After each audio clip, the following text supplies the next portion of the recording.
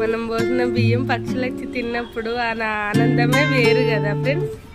ఎంత హ్యాపీగా ఉంటుంది, మాటల్లో చెప్పలేనంత సంతోషం ఉంటుంది కదా. పో పో పో తినిపో తినిపో తినిపో, అక్కడ ఉన్నాయి బియ్యం.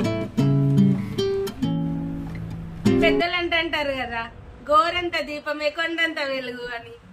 ఇట్లాంటి చిన్న చిన్న విషయాలే పెద్ద పెద్ద సంబరాలు, ఆనందం అవుతుంది కదా ఫ్రెండ్స్.